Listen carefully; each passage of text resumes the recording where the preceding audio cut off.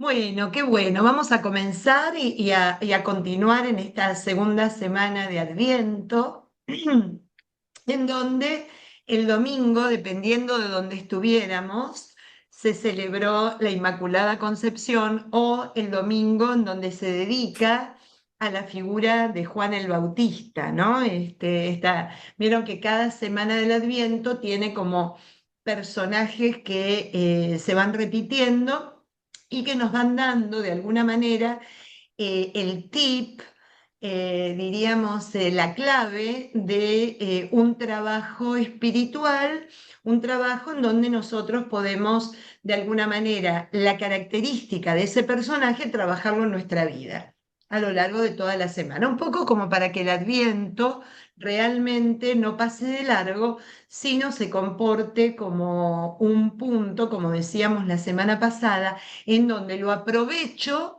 para que tenga un efecto reparador, un efecto restaurador. Acuérdense que la liturgia y todo lo que Dios nos da a través del año es para nuestro beneficio, para nuestra sanación, para nuestro beneplácito. O sea, todo lo hace para nuestro bien. No es una carga, no es algo que nosotros digamos, uy, tenemos que hacer tal o cual cosa, este es un tiempo para dedicarse de tal o cual forma a esta actividad, sino qué bueno que este tiempo me lo permite, porque si no, no lo haría. Yo, por ejemplo, hoy venía, nosotros salimos a caminar muy temprano a la mañana y venía pensando mientras caminaba, qué bueno tener este espacio con la palabra, porque con tanto movimiento que yo estoy viviendo, porque estoy viviendo un movimiento que ni siquiera me doy cuenta que la Navidad está a la puerta de mi casa, me permite por un rato y los días previos en la preparación sintonizarme y pasar por el corazón algo que sé que me hace bien, algo que sé que necesito, algo que sé que realmente forma parte del sentido más pleno de lo que es el Adviento.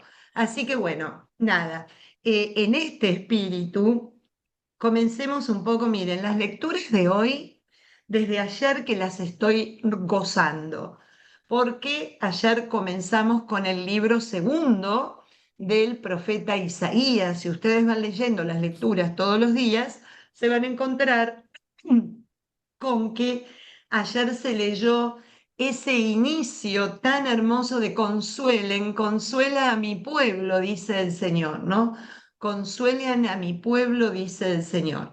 Entonces, fíjense qué belleza, porque la introducción, o mejor dicho, a dónde nos mete la liturgia de la palabra, nos mete en un Dios que nos consuela, en un Dios que viene a nuestro encuentro, como nos va a decir hoy el Evangelio, no para darnos un yugo pesado, sino que la ligereza de su yugo es como si nos tiráramos a una pileta de natación y flotáramos.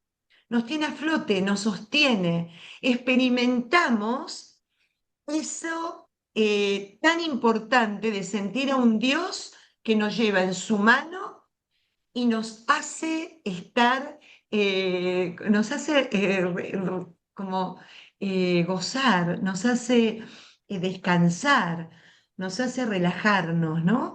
Fíjense qué belleza, miren qué recordatorio. Consuelen, consuelen a mi pueblo, dice el Señor. Ya se terminó el momento del pesar, ya se terminó el momento del dolor, se terminó el momento del temor, porque empezamos decididamente a un tiempo de esperanza en donde todo lo bueno está por venir. Y Dios lo manifiesta así. Entonces hoy, no tenemos tiempo de leer las tres, pero lo que sí, esta mañana, meditándolas un ratito, me dispuse a hacer como una lectura transversal, a la primera el Salmo y el Evangelio, para que nos quede lo que nos quiere regalar la liturgia, que tiene tanto que ver con la comunidad juánica. Porque si algo nos regala la comunidad juánica, es la experiencia de un Dios que ama, de un Dios que es profundamente amoroso, consolador, profundamente padre y que lo que quiere es lo mejor para todos sus hijos. Entonces, bueno, hoy lo vamos a leer de esta manera. En el libro de Isaías, perdón, en el libro de Isaías, casi por la mitad de la primera lectura, nos dice: ¿No sabes acaso? ¿Nunca has escuchado? El Señor es un Dios eterno. Él crea los confines de la tierra. No se fatiga ni se agota. Su inteligencia es inescrutable. Él fortalece al que está fatigado y acrecienta la fuerza del que no tiene vigor. Los jóvenes se fatigan y se agotan. Los muchachos tropiezan y caen. Pero los que esperan en el Señor renuevan sus fuerzas, despliegan alas como las águilas, corren y no se agotan, avanzan y no se fatigan. Fíjense qué belleza, porque creo que si todos nosotros hoy tuviéramos la posibilidad de abrir cada uno su cuadrito y empezar a compartir el corazón, fin de año, agotamiento, agitación, preocupación, qué está por venir, con qué nos vamos a encontrar, qué nos traerá el año que se avecina, qué es lo que nos va a ofrecer este mundo que anda enloquecido en el próximo año que está a las puertas. Fíjense, estamos cansados de correr, estamos cansados de agobiarnos, de agotarnos. Esta fecha en donde se nos invita a que preparemos el corazón para recibir al Señor es cuanto más loco nos ponemos en quienes vienen, que cocinamos, que regalamos, a quién recibimos, todos los días alguna reunión como si se terminara la vida y terminamos destruidos. Y acá viene el Señor a decir, ¿saben qué? El agotamiento, regálenmelo. La fatiga, regálenmela, porque yo la restauro, yo la convierto, yo doy a cambio fortaleza, ¿no? Más que nada, fuerza, ¿no? Y vigor. Fuerza y vigor, que son sinónimos, pero que de alguna manera la fuerza a lo mejor podemos transformarla en algo material. Tengo fuerza para levantar algo, el vigor es algo interior, ¿no? Una fortaleza que nos nace del corazón. Entonces, fíjense a dónde nos invita hoy Isaías a proponernos esta explicación o este regalo de este día de la primera palabra. Yo no sé, María Fernanda, si levantaste la mano o me pareció a mí. Sí, sí, simplemente, Patri, para preguntarte Isaías y la cita, si me podrías decir, Por por favor. supuesto. Yo lo que les aconsejo, si ustedes no vinieron leyendo la lectura, que tomen el capítulo 40.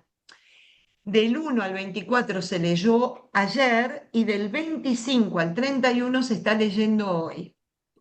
Es lo que se denomina el inicio del libro de la consolación o segundo Isaías, que es un libro profundamente esperanzador y donde se utiliza habitualmente para el tiempo de Adviento, para prepararnos en tener abierto el corazón a este Dios que viene con esto, con la fuerza, con el vigor. Bueno, ahora paso al Salmo.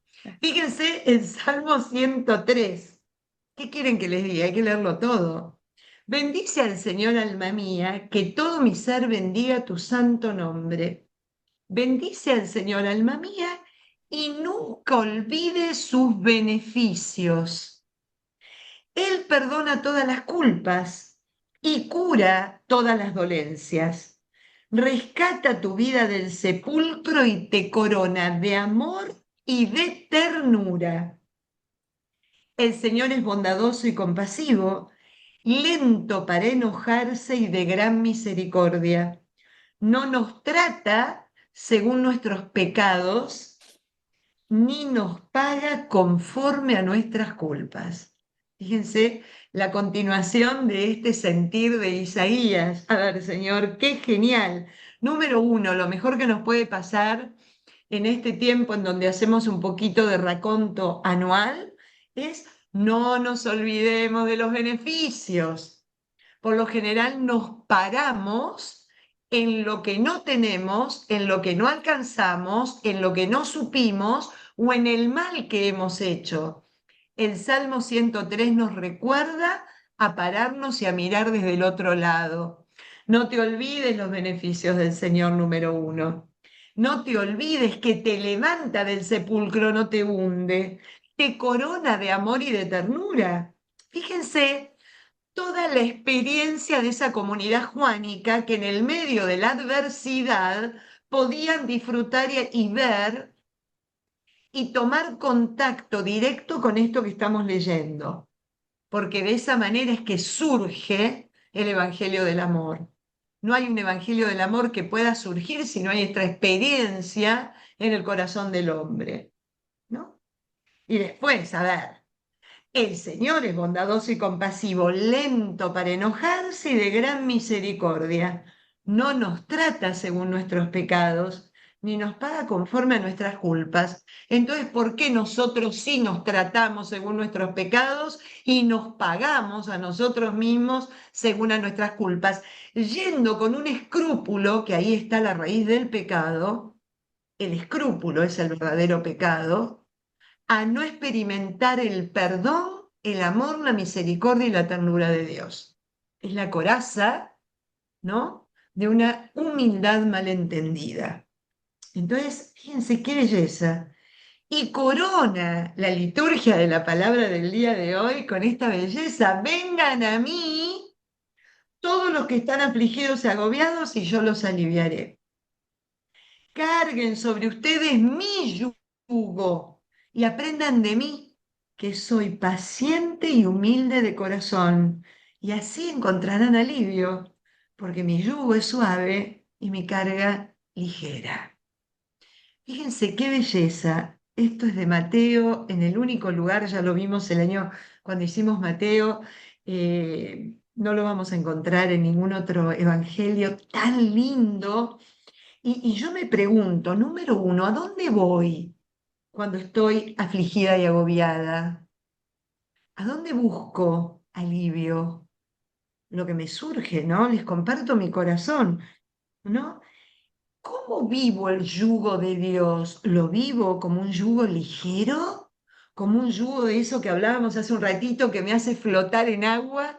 Y siento, nosotros en Argentina decimos, bueno, vivimos haciendo la plancha. La plancha es cuando nos ponemos boca arriba y dejamos que el agua nos sostenga, mirando el cielo, ¿no? Es como que se te viene el firmamento encima. Cuando sos chico, ves la inmensidad.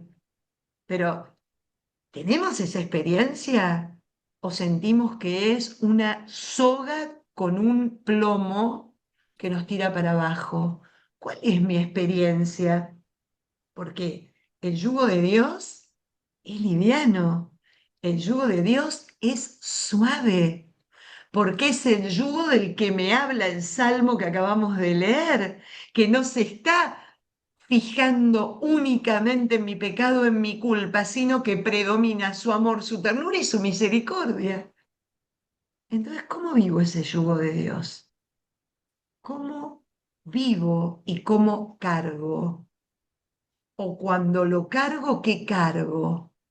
¿Lo que me hunde o lo que me hace sentir el consuelo? Recuerden que la palabra consuelo tiene la capacidad de hacernos sentir sujetas, eh, llevadas por alguien, ¿no? Con aquello que podemos apoyarnos.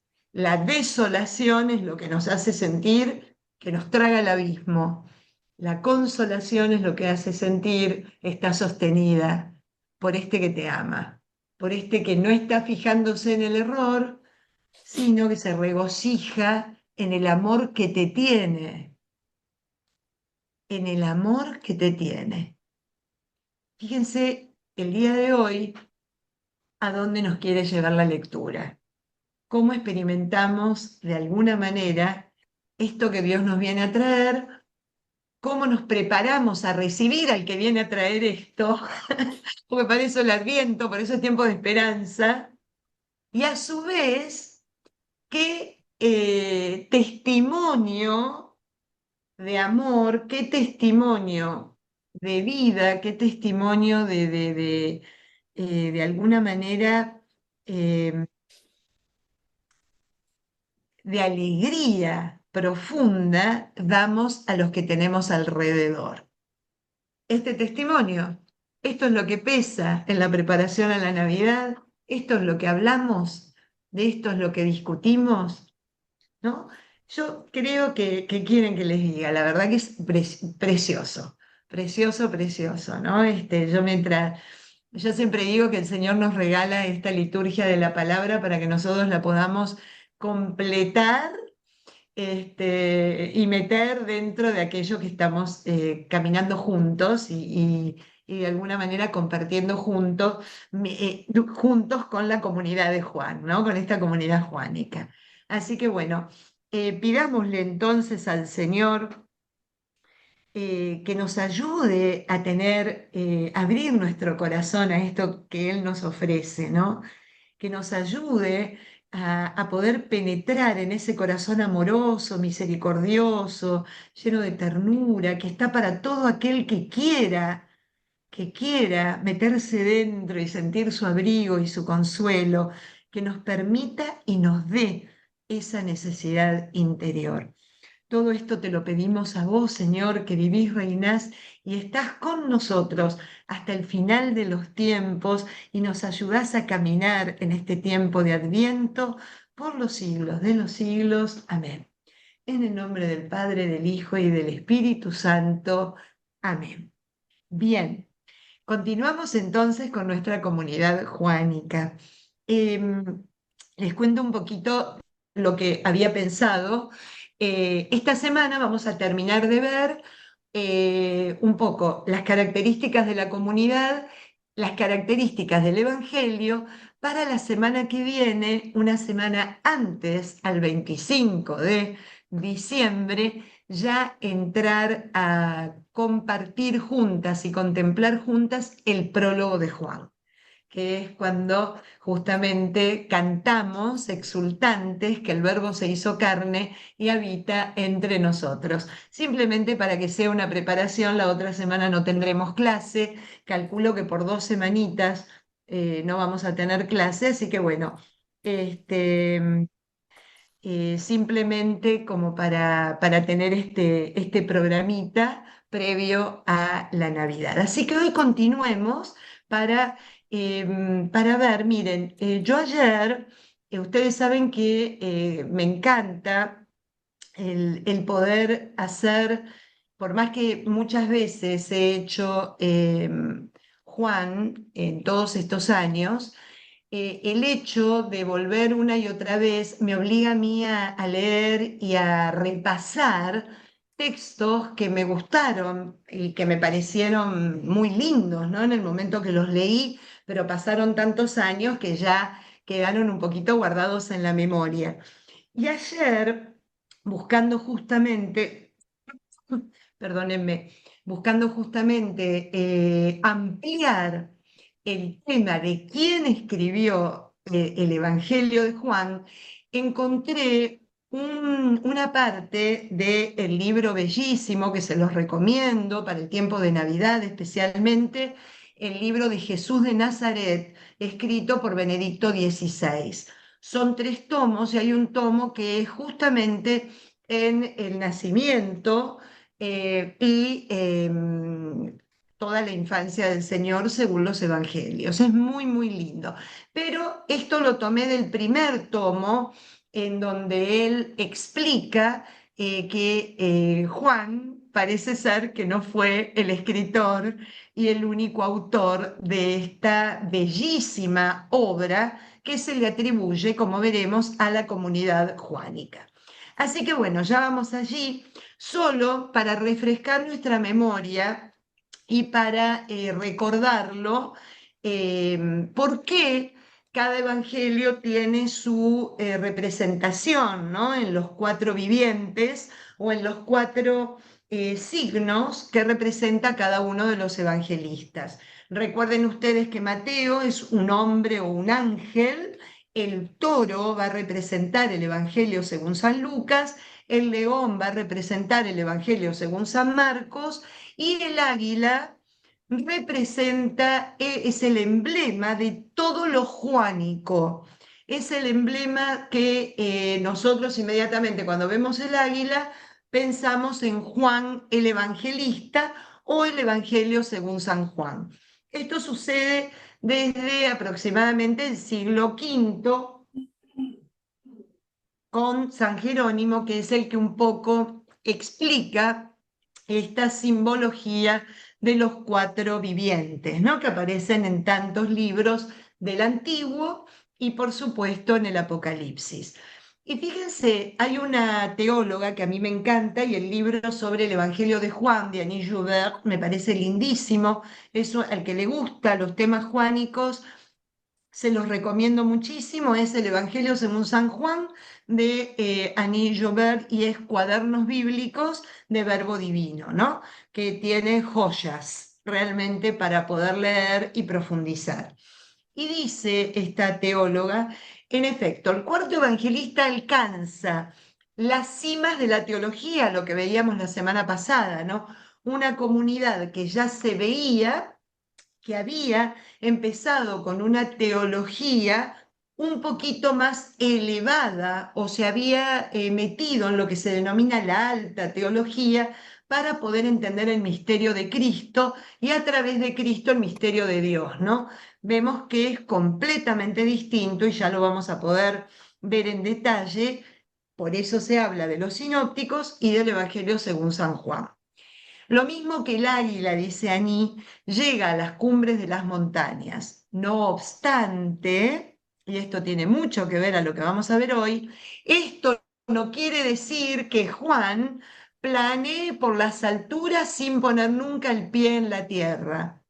Así como el águila tiene una mirada perspicaz que le permite ver de lejos, pero con precisión todo lo que sucede en el suelo por debajo de ella, así la alta cristología juánica nos cuenta detalladamente la realidad de la encarnación.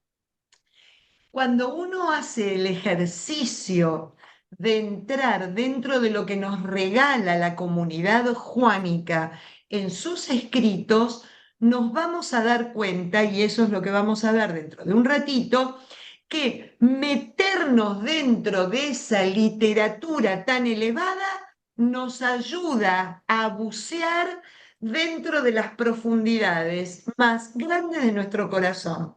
Fíjense qué loco, ¿no? Aquello que nos eleva de una manera que no podemos gozar de la elevación si no nos metemos dentro de nuestra encarnación. ¿Eso es claro? Es muy importante entender que no es algo evasivo, que no es algo que me lleva a quedar perdido en las alturas, sino que las alturas me ilumina aquello que es necesario e indispensable que sea iluminado en mi vida para que pueda ser transformado por Dios. Es algo muy bonito.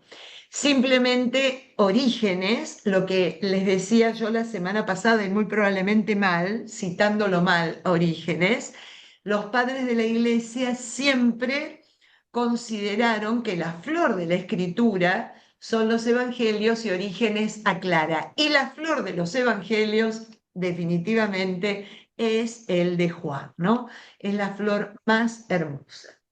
Nos quedó clarísimo que la comunidad de Juan es la experiencia de Dios que es amor, es la experiencia del Dios que nos regala hoy la liturgia de la palabra, es la experiencia del Dios que es consuelo, misericordia, justicia, consuelo que me lleva a no quedarme simplemente en decir, ay, qué bueno, no, no, no, que me lleva a querer completar la rueda a lo que nosotros llamamos la conversión personal permanente. Este consuelo que Dios me da no puede terminar simplemente en un placer temporal, sino que tiene que ser algo que permanezca definitivamente en mi corazón y me transforme en una criatura nueva. Entonces, Fíjense qué lindo, porque cuando empezamos a entender esto, empezamos a darnos cuenta dónde nos quiere llevar. Por eso no es cronológico lo que nos regala, sino que es signo tras signo para dejarnos experimentar a través de los signos este ejemplo y esta característica de un Dios que es amor. El signo, cuando nosotros vemos un signo de pare o stop, sabemos que tenemos que parar. Cuando vemos un signo con una flecha hacia la derecha, sabemos que lo único que podemos hacer es doblar obligatoriamente a la derecha. No se nos ocurre seguir de largo porque nos caemos por la montaña. Bueno, a eso me refiero. El signo en el Evangelio y en toda la obra joánica, lo que me quiere decir es esto de entender por qué Cristo es el camino, porque vale la pena a través de ese signo seguir ese camino, a través de ese signo encontrar la vida y a través de ese signo experimentar la verdad que realmente me hará libre. Fíjense qué belleza, cómo todo está entrelazado y puesto para qué, no para que yo me delire, no para que yo me quede perdida en la altura meditando algo que me regale un momento de tranquilidad y reposo, sino que es a para ponerle a comparación de lo que producen las parábolas en los sinópticos. La parábola me pone en movimiento, el signo también. El signo tiene que ponerme en movimiento. El signo me mueve, me llama, me impulsa a tomar una determinación, a seguir una determinada forma de vivir, la determinada determinación de Teresa, ¿no? Esto lo vimos la semana pasada, pero quiero quedarme aquí, que no lo vimos y que tiene que ver con lo que acabamos de ver. Entonces, ¿de qué nos va a hablar este Evangelio? Especialmente el Evangelio de la comunidad juánica. Nos va a hablar absolutamente y únicamente de Cristo. Podemos sí determinar que el Evangelio es cristocéntrico, definitivamente. ¿Y por qué? Porque esta comunidad que surge o de la que surge este Evangelio se miran en Cristo como en un espejo, lo que decíamos un poquito la semana pasada al pasar, ¿no? Y se esfuerzan por vivir el mandamiento del amor, porque ¿se acuerdan que hablábamos de lo que es creer? Porque al esforzarse de vivir ese mandamiento del amor, lo que están viviendo es realmente la persona de Cristo entre ellos.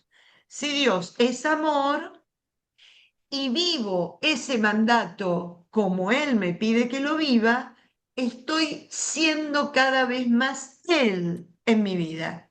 Parece un juego de palabras, pero es a lo que San Pablo, ¿se acuerdan que con eso habíamos terminado? Nos llamaba a ser, ya no soy yo quien vive en mí, sino que es Cristo el que vive en mí. Bueno, acá tenemos una comunidad que experimenta esto. Lo que Pablo hablaba en primera persona, acá lo vemos en comunitariamente expresado. ¿Cómo lo expresamos? A través de la comunión fraterna, ¿no? Este, y fíjense que ya desde el prólogo nos invita a esta profesión de fe, ¿no? Ya desde el prólogo me indica cómo vale la pena vivir porque creemos, cómo vale la pena vivir porque entendemos de qué se trata la historia de la salvación. Entendemos que Dios viene obrando desde la eternidad con un proceso bien claro, bien, es imposible. Yo a veces hago síntesis de todas las cosas que hemos visto juntos.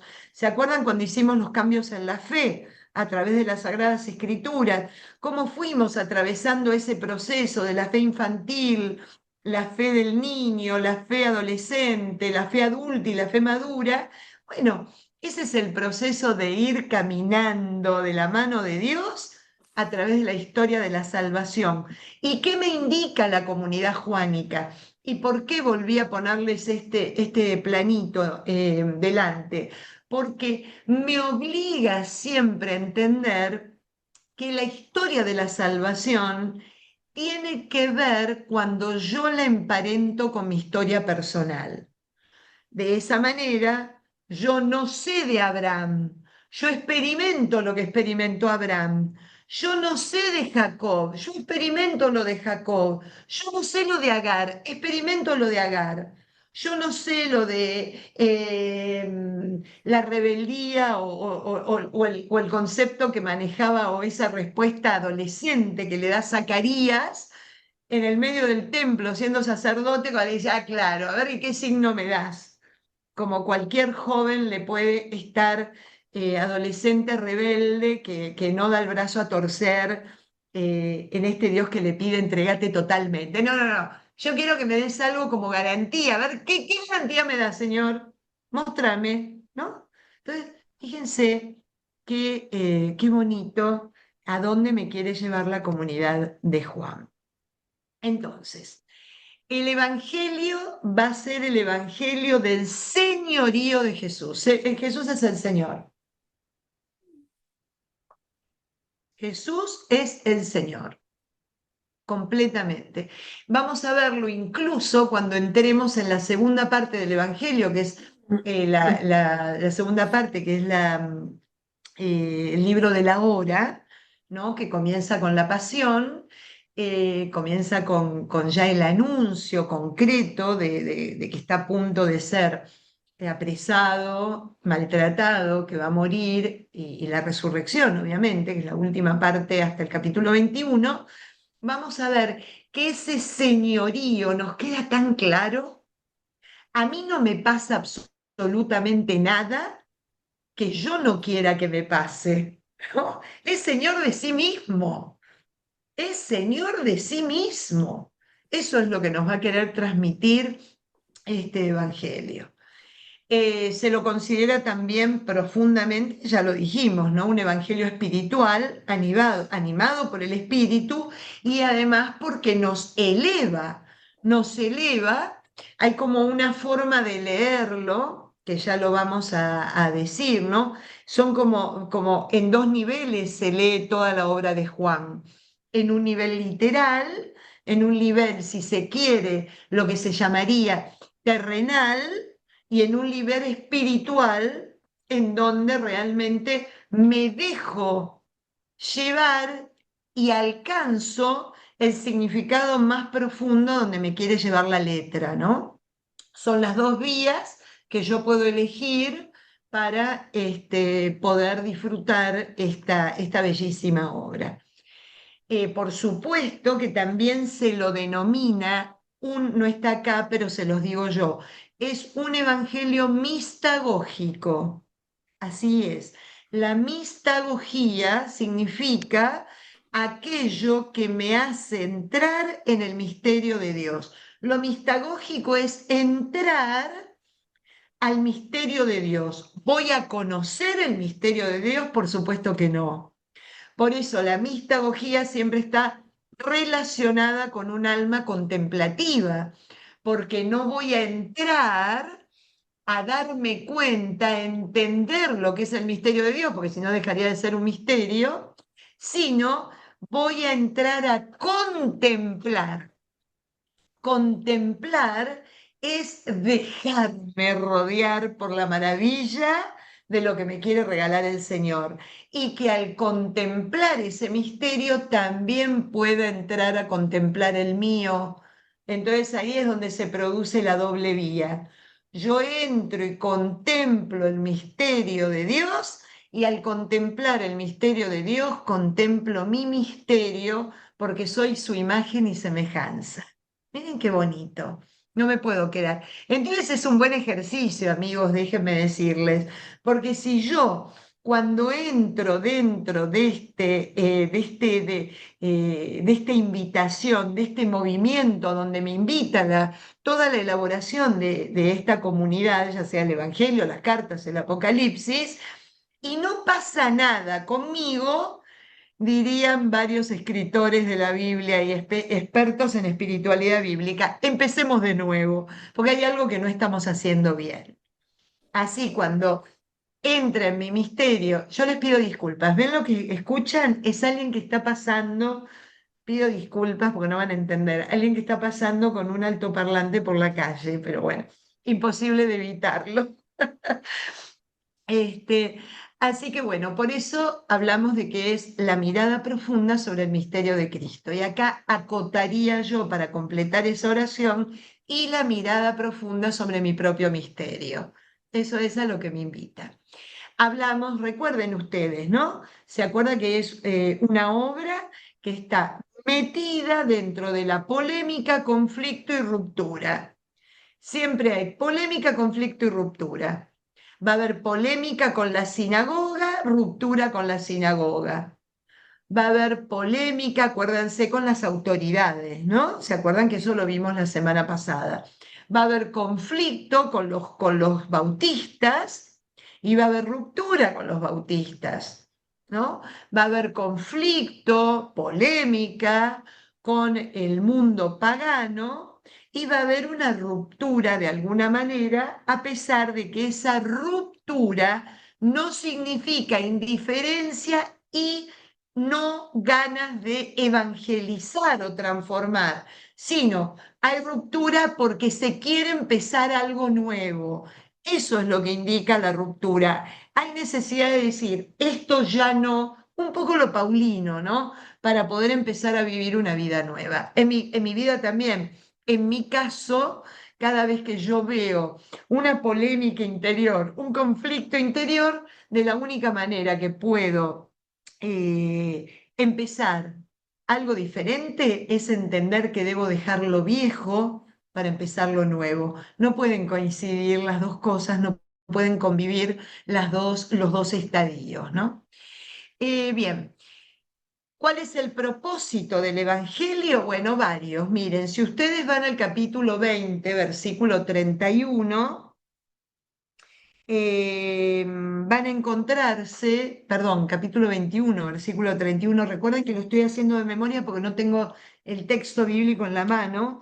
Van a encontrarse que nos dejaron clarísimo, esto se puso por escrito para que creamos y para que creyendo tengamos la vida eterna, ¿no? ¿Para qué? ¿Cuál es el propósito? Es para que creamos, para que tengamos fe, para que se desarrolle la fe en nuestra vida, para que podamos de alguna manera creer. Em, bien, estilo diferente a los hipnóticos, no coinciden ni en el orden ni en el contenido. Bueno, un autor o una comunidad preocupada por su tiempo, ¿no? Fíjense, en el capítulo 3, versículos 22 y 26, esta cosa que si nosotros vamos, yo tengo acá la Biblia, me voy a ir enseguida al capítulo 3, vamos a ver esto que estamos diciendo de dónde se manifiesta denme paciencia, porque como es la computadora, acá está. Capítulo 3, acuérdense que es Nicodemo. Miren ustedes. Dice así, Jesús fue con sus discípulos a Judea para darles un ejemplo, ¿no? Allí se quedó con ellos y se puso a bautizar. También Juan bautizaba en Ainón, cerca de Salín, donde había agua abundante. La gente acudía y se bautizaba. Todavía no habían metido a Juan en la cárcel. Surgió una discusión de los discípulos de Juan con un judío a propósito de las purificaciones. Buscaron a Juan y le dijeron, Maestro, el que estaba contigo en la otra orilla del Jordán, del que diste testimonio, está bautizando y todo el mundo acude a él. Respondió Juan, no puede un hombre recibir nada si no se lo concede del cielo.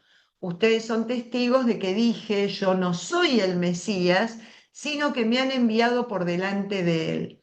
Quien se lleva a la novia es el novio. el amigo del novio que está escuchando se alegra de oír la voz del novio. Por eso mi gozo es perfecto. Él debe crecer y yo disminuir. Esto está solo en este evangelio.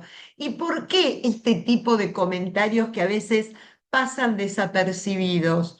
Justamente esto es lo que yo les contaba el otro día, el problema grande que había finales del siglo I con la comunidad de los bautistas.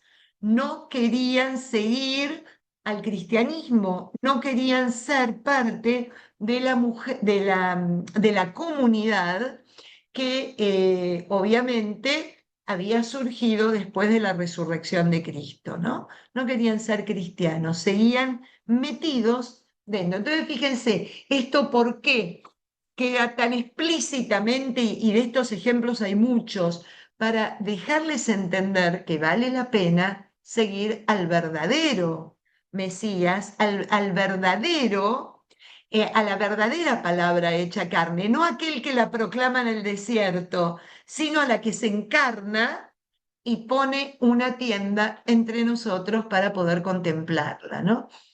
Bien.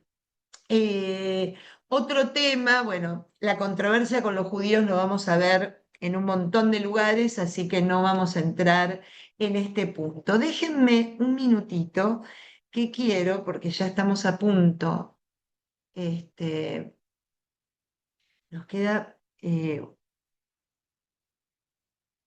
déjenme un segundito, que yo les quería compartir algo. Fíjense que cuando les hablo de fe, díganme si lo ven bien? ¿No lo ven? Oh, esperen un poquito.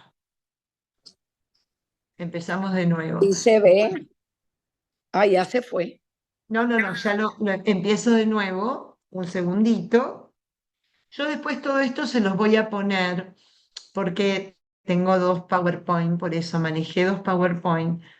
¿Se acuerdan que yo les había puesto que era un evangelio que impulsa, ¿se acuerdan? Uno de los propósitos del evangelio, por eso no me quería ir de acá. Uno de los propósitos del evangelio es pensar en que nos tiene que generar en nosotros el creer en Dios. Creer en un Dios que significa conocerle, contemplarle y vivir su vida en la nuestra. Estas tres plaquitas fueron tomadas de San Juan de la Cruz sobre el Evangelio de Juan. O sea, es un lío de Juanes, ¿no? Qué poco originales que somos. Todos nos llamamos o María o Juan o José. Entonces hay un montón de Juanes. Está Juan el Bautista, Juan el Evangelista y ahora les pongo Juan de la Cruz. Es para marearlos, pero no. Me pareció algo precioso y simplemente mostrar a dónde nos impulsa. Fíjense, creer en Dios, creerle a Dios y creer hacia Dios, o sea, tender hacia Él. Juan de la Cruz, el padre Luis Jorge, que para mí es un maestro carmelita, de Erika también, y de varios, a lo mejor aquí en el chat, en el Zoom, nos habla en su libro sobre justamente la contemplación a través de la teología de Juan de la Cruz, nos habla de estos puntos que me parecían preciosos. Y con esto terminamos este tema y nos vamos a quién escribió el Evangelio. La fe nos da y comunica al mismo Dios. Dios es la sustancia de la fe, porque es tanta la semejanza que hay entre ella y Dios, que no hay otra diferencia sino ser visto Dios o creído en el cielo o creído en la tierra. Y acaba la explicación. Nunca te quieras satisfacer en lo que entendieres de Dios, sino en lo que no entendieres de Él. ¿Se acuerdan que yo les contaba? Es un evangelio que nos lleva a contemplarlo, no a entenderlo. Yo no quiero, a través del Evangelio de Juan, tratar de entender el misterio de Dios, sino al contrario, disfrutar de todo aquello que no entiendo, porque creo. Cuando no entiendo es porque creo. porque de eso se trata. Y miren qué lindo lo que nos dice Juan de la Cruz. Y nunca pares en amar y en deleitarte en eso que entendieres o sintieres de Dios, sino ama y deleítate en lo que no puedas entender y sentir de Él. Que eso es, como hemos dicho, buscarle en fe. Y después nos va a decir Juan de la Cruz, de creer en Dios, vamos a creerle a Dios, que son dos cosas diferentes. Y lo veíamos un poquito cuando hicimos los procesos en la fe, ¿no? Por Jalix. Para Juan, Dios se revela en Jesucristo, para Juan el evangelista, ¿no? Para el Evangelio según San Juan. Ahora estamos acá. Y lo hace como, con amor tierno y desbordante. Y dice San Juan de la Cruz, porque aún llega tanto la ternura y verdad de amor con que el inmenso Padre regala y engrandece a esta humilde y amorosa alma, que se sujeta a ella por engrandecerla, como si él fuese su siervo y ella fuese su señor.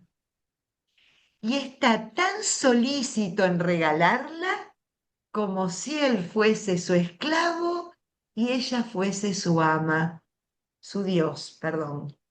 Tan profunda es la humildad y dulzura de Dios. Fíjense qué bonito. Y Dios es amor y le creemos porque nos lo dice. En esta unión suya y no sin gran júbilo tuyo, yo soy tuyo y para ti, y gusto de ser tal cual soy por ser tuyo y darme a ti. Es una belleza.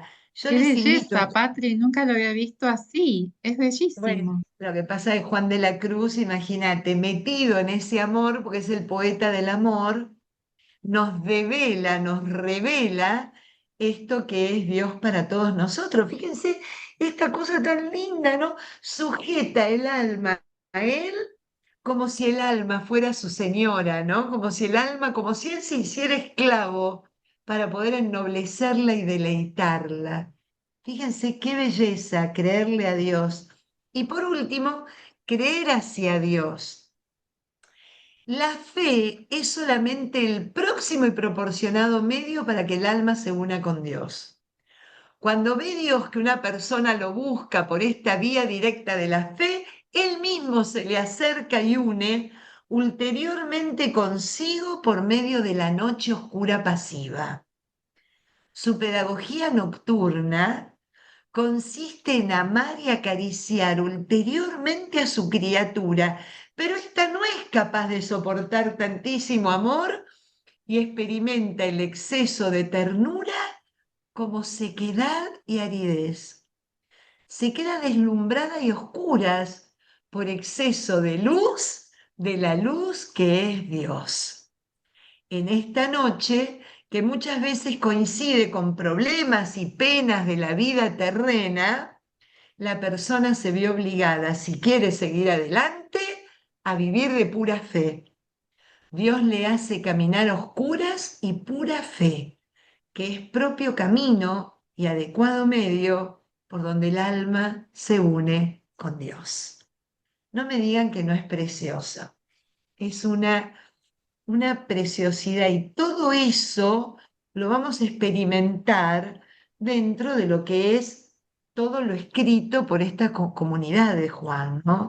Por esta bellísima literatura superior, espiritual, contemplativa, que nos regala y nos consuela, porque tantas veces, especialmente cuando uno a lo mejor tiene la belleza de poder compartir el corazón con otros, y el otro se piensa, pero yo no siento a Dios, yo no puedo sentir su consuelo, yo no puedo experimentar su presencia, no puedo sentir esta alegría, este gozo. ¿Y sabes qué? Es en el momento donde más apretado a Él te tiene o donde más te está deslumbrando con la luz, porque es tanta la oscuridad donde estás que ¿qué pasa cuando estamos tanto tiempo en oscuridad y se enciende la luz? Quedamos enceguecidos. Bueno, ahí es donde nos regala que a pesar del dolor, de la problemática, de este momento donde a lo mejor son tantos los problemas, tanto el dolor y la aflicción, ay, pero ahí está, Señor. Entonces la fe que quiere despertar la comunidad juánica a través de sus escritos es el consuelo amoroso de sabernos en los brazos del Padre. Ahí Bellísimo. estoy, ahí estoy. Sí, Patri, ¿tenés algún libro para recomendar sobre este tipo de lectura de San Juan de la Cruz? sí, sí, el libro de Luis Jorge que está, esto se los paso ya cuando terminemos a ustedes para que les quede y ustedes puedan ir en búsqueda de esta bibliografía. Toda la bibliografía en el PowerPoint, con mucho gusto. Gracias. Déjenme sí, en esta media horita que nos queda, entrar dentro del misterio de quién escribió. Luego volvemos a esto. Perdón que no lo están viendo, ¿verdad? Estoy yo sola viéndolo. Me di cuenta que no lo compartí. Ya lo estoy compartiendo con ustedes. Acá estoy. Entonces, ¿quién escribió esta belleza? ¿Quiénes escribieron el Evangelio, las cartas, el Apocalipsis? La pregunta de Elsa de la semana pasada, Patri, no me digas que no fue Juan. Bueno, no lo digo yo, querida Elsa, lo dice la enseñanza de la Biblia de los últimos años. ¿Fue Juan el Evangelista el escritor del Evangelio? ¿Fue el discípulo amado? Acá, ¿fue el discípulo amado Juan? ¿Fue el discípulo amado el autor? ¿Fue el apóstol Juan, que no es el evangelista? ¿Fue la comunidad? Bueno, la mayoría coinciden que los cuatro tuvieron que ver en la elaboración hermosa de esta obra, ¿no? A ver cómo podemos pasar a esta. Pero no. Me voy a lo que dice Benedicto XVI. Esto es lo que yo estudiaba ayer y leía para ustedes y lo transliteré para que ustedes lo puedan después leerlo con mayor profundidad. Vamos a hacerlo de manera ahora diagonal para que nos queden los conceptos, después ustedes lo pueden leer tranquilos en el PowerPoint. Dice el Papa Benedicto, ¿quién escribió el Evangelio de Juan? Y las cartas son el mismo Juan, son Juan el presbítero, agrega él. ¿Estuvo con Jesús el autor? ¿Cuenta cosas que realmente vio y tocó? Ratzinger, el Papa Benedicto, nos explica lo siguiente. Primero, me voy a la mitad de esta plaquita, todo esto es para que ustedes lo lean después de manera tranquila, por eso está lleno de letritas, pero no lo vamos a leer ahora. Algo que ustedes tienen que saber antes de entrar a esto es que algo que no hay duda es que es un judío formado, muy formado, tremendamente formado en las escuelas rabínicas de Jerusalén, conocedor de la alta teología judía, formado en las alrededores del templo, no en cualquier lado. O sea, estamos hablando de que el que se pone a escribir sabe de lo que está escribiendo, ¿no? Además de tener, recuerden ustedes, la inspiración, como toda lectura considerada sagrada del Espíritu Santo. Nunca nos olvidemos de eso. El que pone por escrito, a lo mejor se llamaba Carlitos, algo, esperen un poquito, ahora no. Cuando termino contesto las preguntas, porque si no me vamos a perder el hilo. Con mucho gusto, termino 10 minutos antes y contesto las preguntas. Obviamente, la inspiración del Espíritu Santo toma la naturaleza del escritor. La naturaleza del escritor es lo que el escritor trae consigo. ¿Qué trae consigo este escritor? La formación rabínica de Jerusalén, ¿no?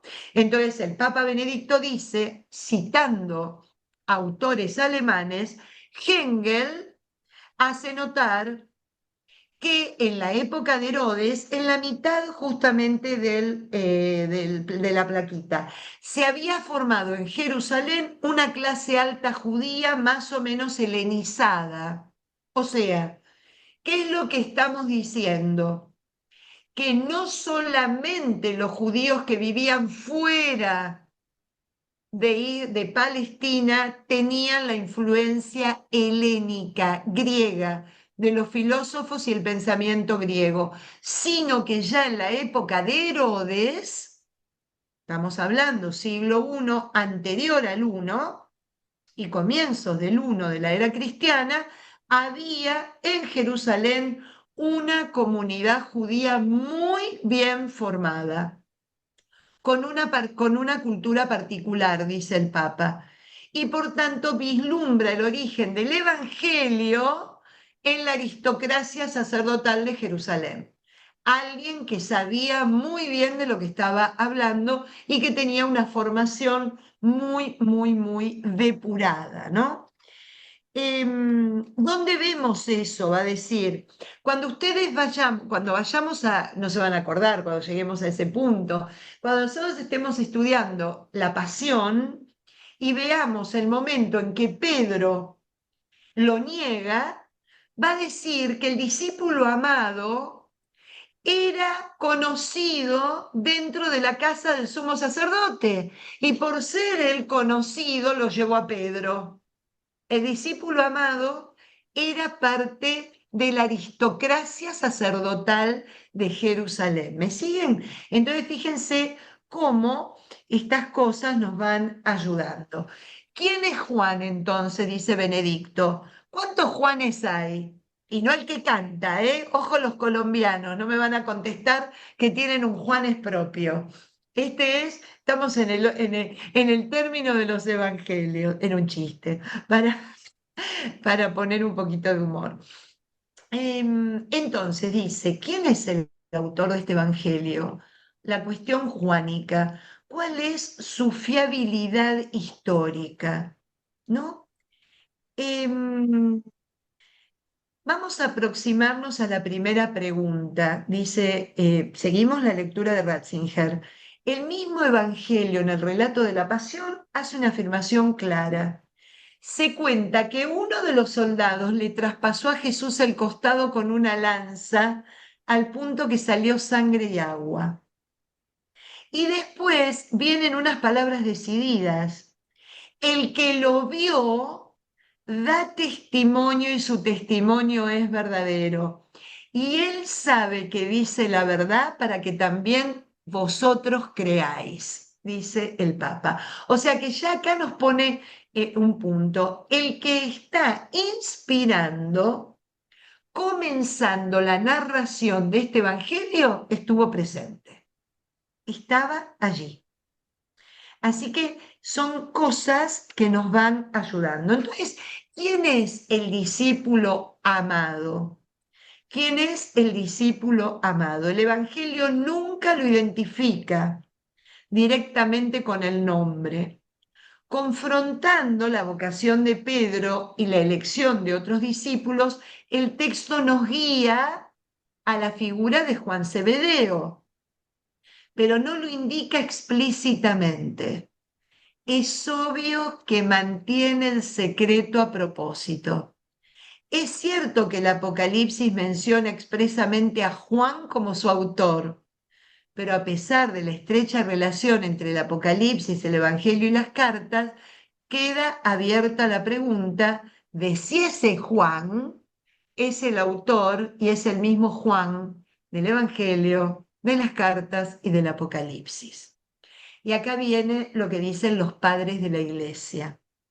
Desde Ireneo de León, en el 202 de la era cristiana, la tradición de la Iglesia reconoce unánimemente a Juan el Zebedeo como discípulo predilecto y autor del Evangelio. Esto se ajusta a los indicios de la identificación del Evangelio que remiten al apóstol y compañero de camino de Jesús desde el bautismo hasta la última cena. O sea, desde el 202, con Ireneo, se identificó siempre que el Evangelio de Juan fue este Juan Apóstol, Zebedeo y evangelista. Pero ahora ya no se cree en eso, ya se dice de que no, de que hay muchas dudas sobre esta identificación. Y muchas son las preguntas que se hacen los biblistas. ¿Pudo el pescador del lago de Genezaret haber escrito este sublime evangelio de las visiones que penetran hasta lo más profundo del misterio de Dios? ¿Pudo él, Galileo y artesano, haber estado tan vinculado con la aristocracia sacerdotal de Jerusalén, a su lenguaje, pensamiento, como de hecho lo está el evangelista? ¿Pudo haber estado emparentado con la familia del sumo sacerdote tal y como parece sugerir el texto, ese texto que yo les acabo de contar de la negación de Pedro? Fíjense que son muchos los estudios de que se han llevado. Voy a la última parte de la tablita. Al finalizar dicho servicio, un sacerdote, cuando terminaba el servicio en el templo, regresaba a su tierra y el sacerdote podía vivir en cualquier parte de la Tierra Santa. No necesariamente tenía que ser de Jerusalén, eso es claro. Podía vivir en la Alta Galilea, en los Altos del Golán, diríamos, casi casi en el confín cayéndose a la Decápolis, ¿no? Por ello, no era inusual que ejerciera otra profesión para ganarse la vida. Acuérdense que como sumo sacerdote no cobraba. Los que estaban relacionados con el trabajo espiritual no recibían un sustento por él. Por ende, siempre tenían otra profesión. ¿Se acuerdan que Pablo era tendero? Y sigue siendo tendero aún como apóstol para no ocasionar gastos a la comunidad, ¿no? Recuerden eso. Además, del Evangelio se desprende que Zebedeo no era un simple pescador, sino que daba trabajo a otros jornaleros. ¿Se acuerdan los sinópticos que tenía una empresa, que tenía al padre, que estaba el padre con otros obreros, como que tenía una empresa de pescados, ¿no? Lo que hacía posible el que sus hijos pudieran dejarlo al padre. Zebedeo, pues, puede ser muy bien un sacerdote, pero al mismo tiempo tener también una propiedad en Galilea, mientras la pesca en el lago lo ayuda a ganarse la vida. Tal vez solo una casa de paso en el barrio de Jerusalén, habitado por esenios o por gente de alguna cercanía.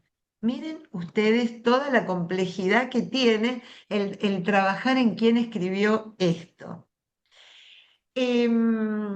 Dice, precisamente esa cena durante la cual este discípulo se apoya en el pecho de Jesús tuvo lugar con probabilidad en un sector de la ciudad habitado por esenios, en una casa de paso, tal vez del sacerdote Zebedeo, que cedió el cuarto superior a Jesús y a los 12. En este contexto resulta interesante otro dato de la obra de Cassels, que es otro cuaderno de Verbo Divino que se llama el Evangelio según San Juan, que es buenísimo, de este Cassels que estudia y se especializa en la comunidad juánica, sacerdote del hombre. Según la costumbre judía, el dueño de la casa o en su ausencia, como en este caso, su hijo primogénito se sentaba a la derecha del invitado, apoyando la cabeza en su pecho. O sea, está mostrando todas las facetas que indican que Juan el Evangelista pudo haber sido el que inicia, ¿no?, todos los documentos que luego otro, después de varios años, lleva a editar y a poner por escrito y a terminar con la obra que nosotros conocemos como el Evangelio de Juan. Acá vamos a lo que nos enseña Papías, que muere en el siglo II, en el 120, y nos habla varias veces de Juan el Presbítero, y que tiene mucho asidero en que este Juan el Presbítero es el que termina poniendo por escrito el Evangelio, que comienza con Juan el Apóstol, con Juan el joven, que acompañó a Jesús durante toda su trayectoria en esta tierra, ¿no? A este respecto es importante el dato que nos da Eusebio de Cesarea. Eusebio nos informa sobre una obra en 5 volúmenes del obispo Papías de Hierápolis. Hierápolis, aquellos que estuvieron conmigo en la peregrinación de San Pablo, es lo que nosotros conocimos con el nombre de Pamukkale. Esa es Hierápolis, el lugar donde muere Felipe, martirizado, ¿no? Papías de Hierápolis, fallecido hacia el año 120, que mencionó que él no había llegado a ver o a conocer a los santos apóstoles, pero que había recibido la doctrina de aquellos que habían estado próximos a ellos. Habla de otros que también habían sido discípulos del Señor y cita los nombres de Aristión y un presbítero Juan. Lo que importa es que distingue entre el apóstol y el evangelista Juan, por un lado, y el presbítero Juan por otro. Mientras que al primero no llegó a conocer, sí tuvo un encuentro con el segundo, con el presbítero Juan. Esta información es verdaderamente digna de atención.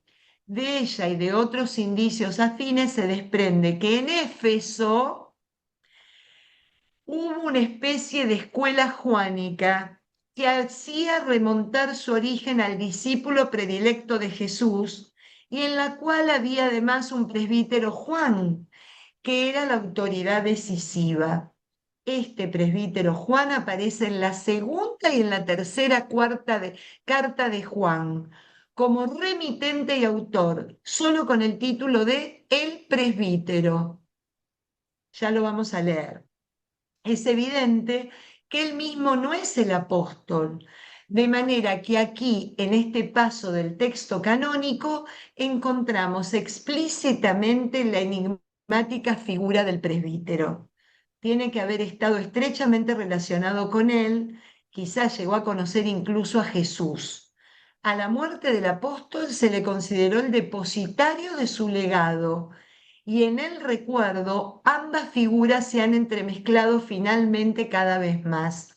En cualquier caso, podemos atribuir al presbítero Juan una función esencial en la redacción definitiva del texto evangélico, durante el cual se consideró indudablemente siempre como administrador de la tradición recibida del hijo del Zebedeo.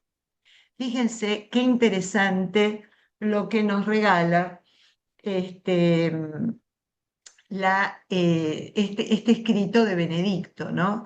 Que obviamente que yo lo estoy leyendo de manera rápida porque es largo y lo hice a propósito para que ustedes lo puedan leer luego tranquilos en sus casas y bien. Em, Cita a otros biblistas alemanes y dice, para Stulmacher, dice, los contenidos del Evangelio se remontan al discípulo a quien Jesús de modo especial amaba. Al presbítero hay que verlo como su transmisor y su portavoz. Otros más dicen, el autor del Evangelio de Juan es, por así decirlo, el administrador de la herencia del discípulo predilecto. Con estas observaciones hemos dado ya un paso decisivo respecto a la pregunta sobre la fiabilidad histórica del cuarto Evangelio.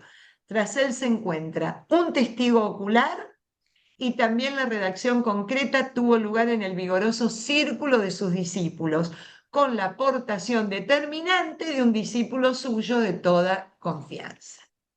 Así que acá es donde entendemos que toda la obra juánica empieza con el apóstol Juan, que es el que vio y da testimonio, lo transmite a una comunidad que se forma alrededor de él y es un presbítero de esta comunidad, llamado Juan también, quien lleva a cabo la obra y la completa finales del siglo I, ¿no?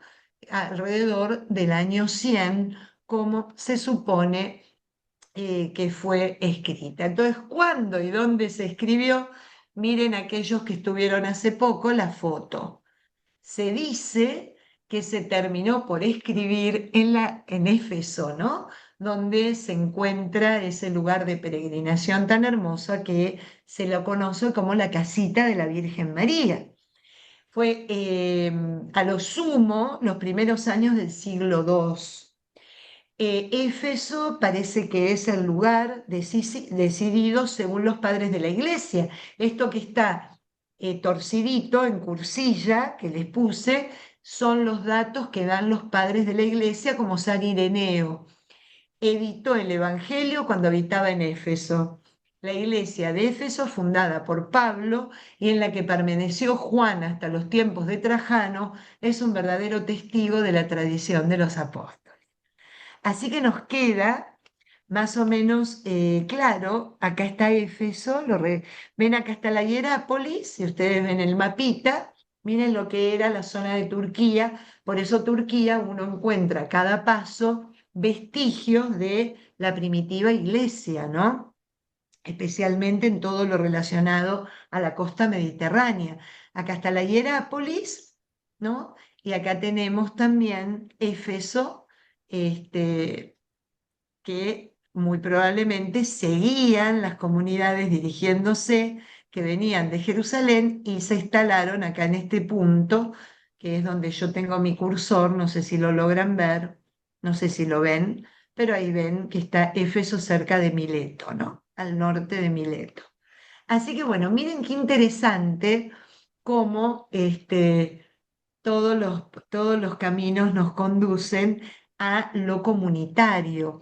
No es un trabajo de orden personal, unipersonal, sino que es un trabajo más bien que tiene que ver con toda la experiencia comunitaria, como lo dejaron saber.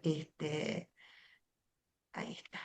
Bueno, ahora sí, me pongo a su disposición, Olga. Tú levantabas la mano, también Elsa.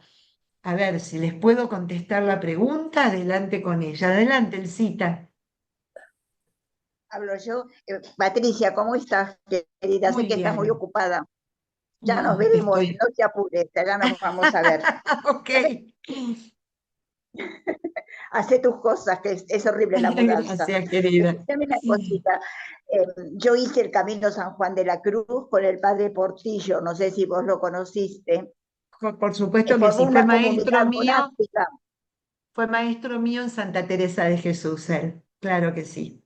Que tiene una comunidad monástica, ¿viste? Él Sí, sí, sí, hizo un curso de varias semanas sobre San sí. Juan de la Cruz, porque eso está escrito en el Evangelio antiguo y no es fácil entenderlo, ¿no? No, Pero no, San Juan de la Cruz es Cristo total, ¿eh? Me encanta. totalmente. ¿Sabes qué te quería preguntar, Patricia? Vos hablaste espérate que tengo anotado, dice que entramos en la contemplación y entramos a contemplar el misterio de Dios y que a través de ese misterio de Dios yo miro mi propio misterio. ¿Qué es mi propio misterio? No entiendo mucho eso. Bueno, lo que pasa es que, a ver,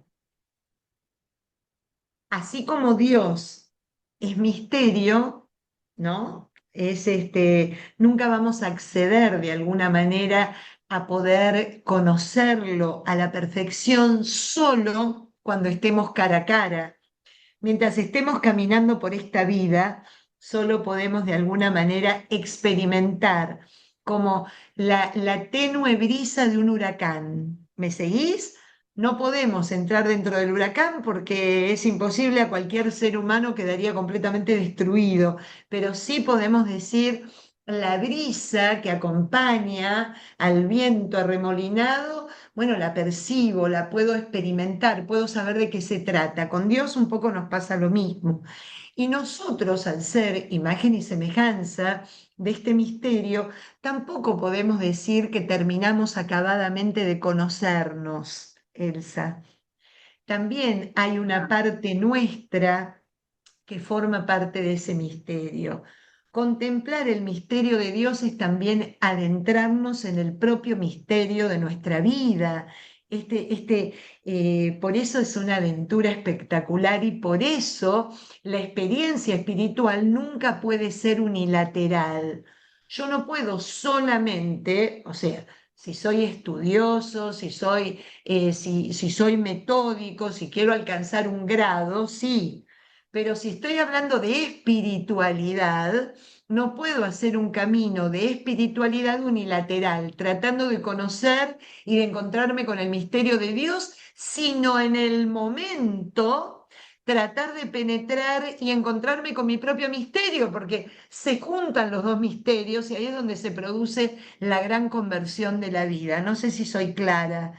Sí, Sí. sí, sí. O sea, es una manera también de estar abierta a contemplarnos, a lo mejor con la cabalidad de saber de que no nos vamos a agotar nunca. Nunca podemos tener yo me conozco, yo sé quién soy, yo sé definitivamente, ¿no? Es como diría en ese punto el gran filósofo Ortega y Gasset, es algo que se vive en gerundio y nunca en participio. Esto de ir siendo en la vida es ir conociéndonos en la vida, es ir contemplándonos en la vida. No podemos decir que somos seres completa y absolutamente contemplados, conocidos y acabados, porque eso solamente va a ocurrir el día que dejemos de respirar. Ahí es cuando empezamos a ser parte de una historia. Pero mientras estamos respirando, somos un misterio, Elsie, porque no sabemos qué va a pasar con nosotros mañana, no sabemos cómo vamos a responder a tal o cual cosa. Capaz que nos fuimos preparando durante todo el día para contestar tal o cual situación y cuando estamos frente a la situación, resulta que la afrontamos, la vivimos y la respondemos desde un lugar distinto, ¿no?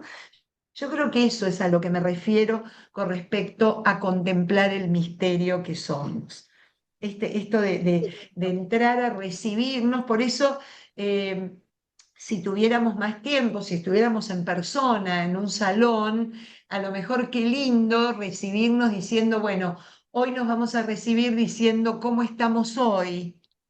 ¿Qué podemos decir hoy de cómo nos sentimos? Y muy probablemente todas las semanas digamos algo diferente. ¿Es Qué claro lindo, a muy lo que lindo. me quiera? Sí, lo entendí.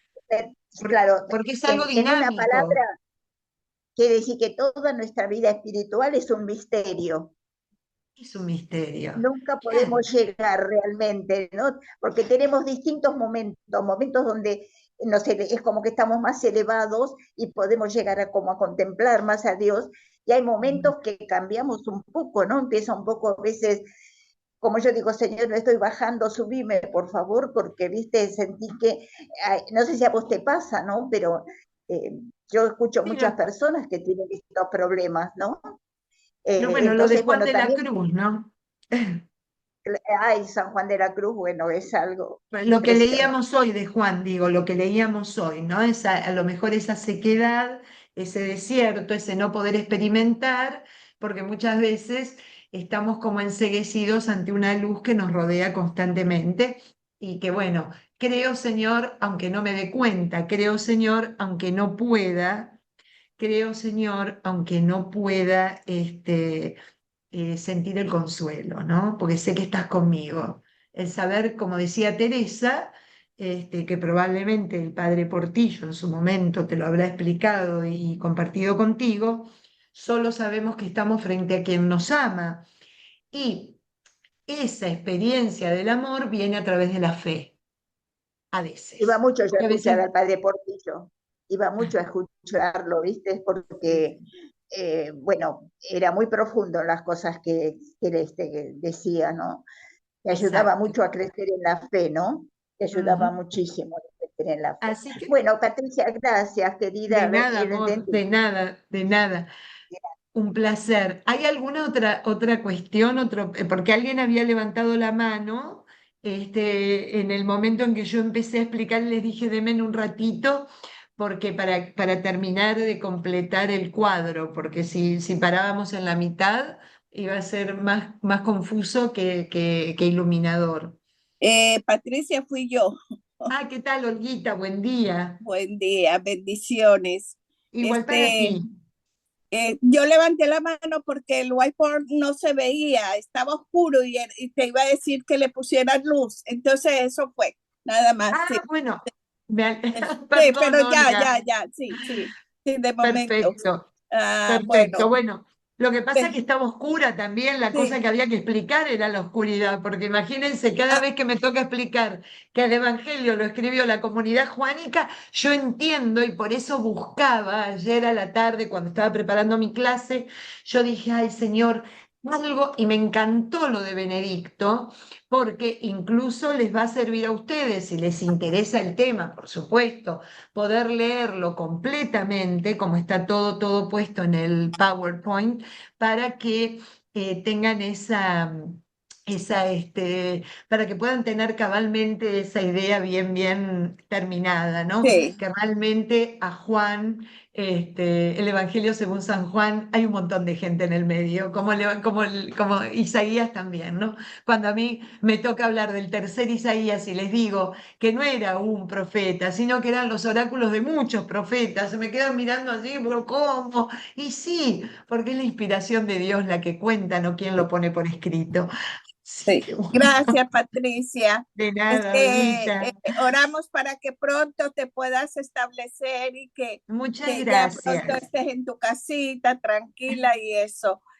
Una feliz Navidad, muchas Nos bendiciones. vemos la semana que viene todavía, Sí, así sí, que cómo no. todavía tenemos una clasecita más que vamos a ver el prólogo de Juan y Ajá. todo lo demás característico lo iremos viendo a medida que vamos viendo el Evangelio para no redundar en explicaciones. Así que vamos a empezar con el prólogo la semana que viene para deleitarnos con este verbo que se hace carne y habita entre nosotros. Les pido disculpas, aprovecho a que todavía están varios, lo iba a decir antes, lo dije al inicio, quedamos poquitos. Les pido disculpas si no les contesté algún mensajito que recibí de ustedes. Créanme que estoy superada por el momento, pero me voy a poner al día con el correr de los días. Así que les pido disculpas porque, bueno, me interesa contestar siempre y estoy... Ahora, hoy nos separamos con alguna actividad para yo poder dar la clase, pero me hace muy bien este espacio y se los agradezco porque es el espacio que me ayuda a vivir el Adviento. Así que muchas gracias a todos, por estar y por decir presente cada miércoles. Así que bueno, la semana que viene nos encontramos, seguimos con el prólogo de Juan. Sí, Erika, Patricia, cuéntame. yo añadí en el chat los dos libros que mencionaste, el libro de Papa Benedicto y el libro de Verbo Divino de Anillo Annie Verde, Anillo Acier. Verde. Y Sí, encontré un otro también de Evangelio de San Juan, no con el autor que tú dijiste, pero también de Verbo Divino y ¿de añadí quién ahí, es? déjame ver, De, porque ahora no yo me me acuerdo. leí casi todos los de Verbo Divino y uno mejor que otro. Lo que pasa es que a veces uno es muy elevado, son muy académicos, entonces, claro, Sí. escriben como para gente que es estudiosa de Biblia y demás, es un poco tedioso, pero uno mejor que otro, lo que sea Ver- de Verbo Divino. el nombre del autor es Bernadette Escafre, del otro. Buenísimo, y van a ver a Bernadette Scafro, que es una mujer con anillo verde, citada en todos mis PowerPoint, porque ambas son una belleza, Bernadette Scafre y anillo verde. Así, y se leen y tienen una manera de escribir las dos preciosa. Así que están todos online en forma gratuita, así que también pueden acceder a ellos, Yo para les que pasé sepan. por como PDF, así que Ah, pueden perfecto. bajar y salvar en sus computadoras. Buenísimo, buenísimo, buenísimo. Bueno, muchas gracias. Qué lindo verla. Sí, Gaby. Querías. Patri, ¿después suben al YouTube o nos vas a mandar en los mail? El Esto mail, que lo yo les para mando. escribir. Lo del PowerPoint se los mando ahora cuando termino. Ah, Ya hay uno que lo completamos, que es el de la comunidad juánica, y yo les voy a mandar también el del Evangelio de Juan, que ese lo vamos a terminar la semana que viene, pero bueno, para que ustedes ya lo tengan, para que tengan las perfecto. dos Porque versiones. iba tomando nota, pero viste, no me Les alcanzó pongo todo. en el mismo email, miren, no me Sí, voy a levantar sin hacerlo ahora.